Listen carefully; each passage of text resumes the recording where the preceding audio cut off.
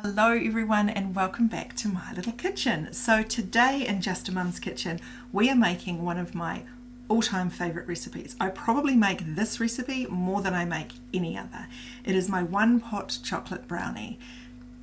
I love this recipe for so many reasons. One of them, super quick and easy, not that many ingredients, no fandangle techniques, which is my favorite thing, and it is so popular. It is the one recipe that if people are coming over for dessert and I can't bother doing anything fancy, I'll make this and serve it with brownie. It's super versatile. It's the one my son will ask for every time he goes on camp or hockey tournament. It is absolutely delicious. Called a one pot brownie because you literally just make it in one pot. Now I like to use my food processor or food mixer for this. The reason being it saves my arm, but you absolutely do not need to do it. You can simply do it with a whisk. That's no problem at all. My cat's just going out the cat door, so that's a treat, but at least she stopped meowing. So I like to make it in here. There are a few little tips and tricks that I will share with you along the way to make it really easy to make. So let's get on to it. The first step is to simply combine some melted butter, so that's 170 grams of butter, and 1 3/4 cups of sugar. This is not health food, okay? So don't come at me about the quantities. This is the quantity that works beautifully. A lot of people do reduce the sugar. Please feel free to. The outcome may be slightly different, but you do you, boo, and I will do me. So 170 grams of butter, 1 3/4 cups of sugar. I'm then going to add into it some vanilla. So we're going to add in 1½ teaspoons of vanilla and a pinch of salt. And then we're going to whisk this together. The first few steps is all about the whisking. The very last steps, not about the whisking. So I'll pop this on and we're going to mix it together until it all starts to combine beautifully. Okay, so the first step is simply, it's just tricky to show you, but hopefully you can see that, just basically combining those things together. For the next step is adding the eggs. People often say with this and a few other recipes, why does it not have a raising agent in it, such as baking powder? The reason being is this first step. So the sugar and the butter and how we combine the eggs is what gives it its height. So we combine the eggs one at a time. One of the tricks I like to do, because I'm terrible at cracking eggs, certainly don't come here for one-handed cracking or anything fancy. That's not my biz.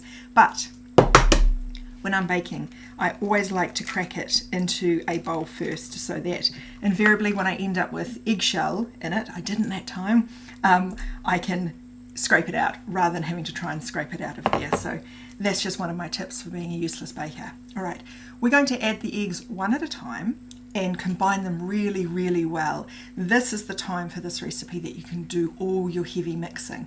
Once we get to the cocoa and flour, it's just a gentle fold. Okay, so we have given that a really good mix together. We added 3 eggs, one at a time, mixing them incredibly well in between, and then a little bit of a mix there at the end. So I'll try and show you what that looks like now. So it is lovely and creamy. The sugar has broken down a little bit as well. So I'm just going to take that out. So the final step is adding in the cocoa and the flour. One question I get asked more than any other, apart from the raising agent, is have I got the ingredients right? Because it is 3/4 cup of plain white flour and 1 whole cup of cocoa. People think I've got it round the wrong way. I haven't. I'm silly, but not that silly. So I like to sift my cocoa. I don't know if you find it, cocoa more than anything else is clumpy no matter what brand I tend to use. So I'm going to add the cocoa powder in there. So that's 1 cup of cocoa powder, 3/4 cup of flour. Remembering, depending what country you're in, our measurements might be slightly different. Our 1 cup is 250 mils. Always go to the blog post when you're following my recipes because I give lots of little tips in there. And chances are I've stuffed up something I've said in this little video. So use the video for entertainment purposes and watching me try and make lots of bloopers, and then head over to the recipe. So all my recipes are on justamumnz.com. This one is called One Pot Brownie. Okay, if you have made it to this part of the video, well done for a start. Not everybody gets this far having to listen to me rabbit on.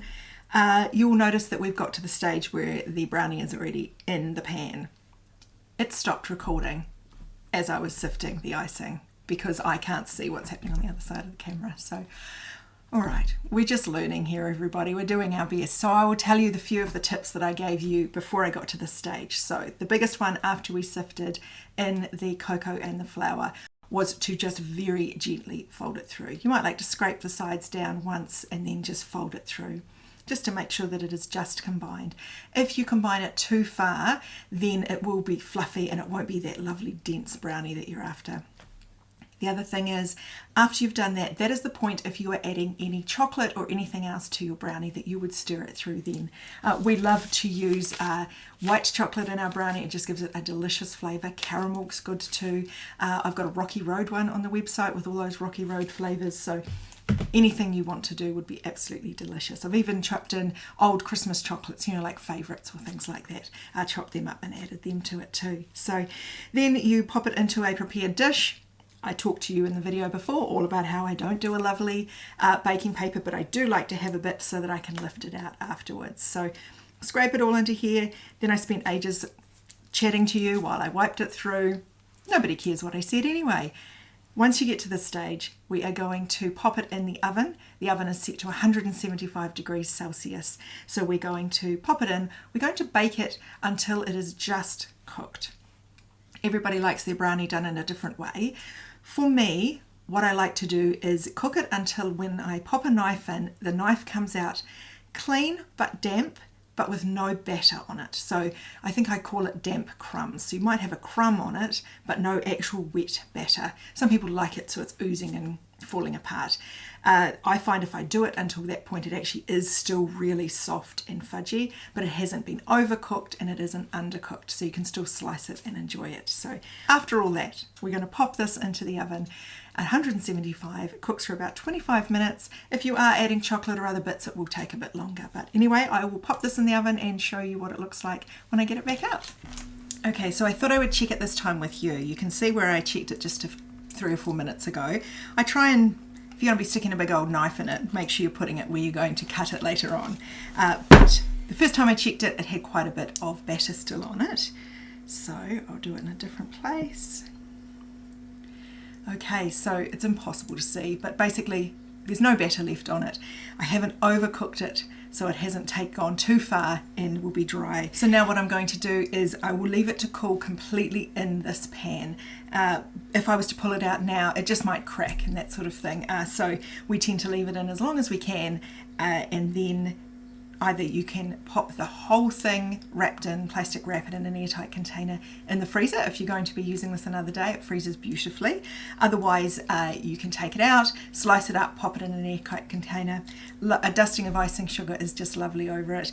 I do recommend it warm. It is beautifully served with some yogurt on the side or some fresh whipped cream, ice cream, whatever floats your boat. I hope you enjoy this recipe as much as we do. Thank you so much for following along. As always, my recipes are on justamumnz.com, and thank you for coming to my kitchen today. Have a fabulous day.